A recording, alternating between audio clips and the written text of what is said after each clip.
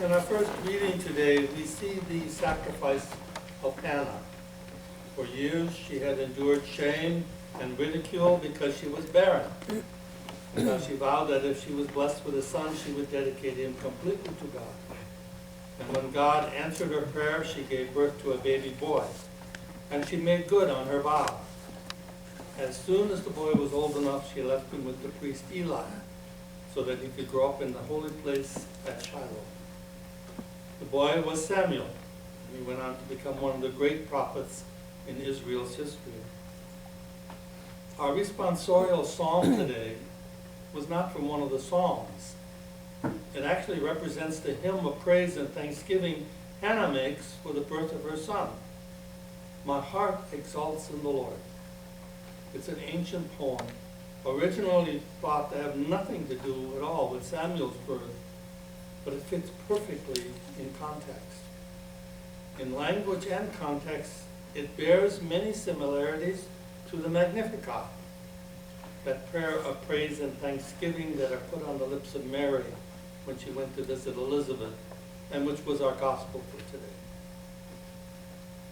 Hannah was thrilled to experience God's intervention in her life, and in gratitude for his mercy, she dedicated Samuel to God. Her willingness to put aside her natural desire to raise her son put Samuel in a position to be trained for extraordinary service to God's people. And it's interesting that just as Hannah was determined to honor the Lord with her life, her son too would grow up to be steadfast and upholding the will of God, even to the point that he was instrumental in unseating King Saul and naming David as his successor.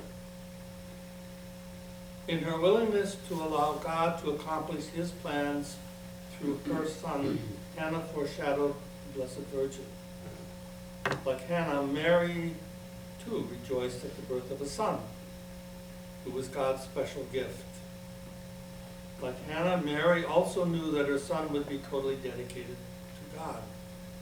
One day she would stand beneath his cross and share in his sacrifice of himself to the Father. Both Hannah and Mary allowed God to write his plans in their hearts.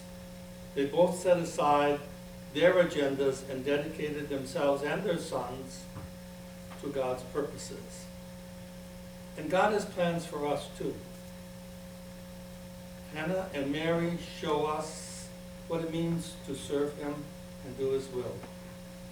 And like them, we need to be ready to let go of our own agendas in order that God might fulfill his will through us.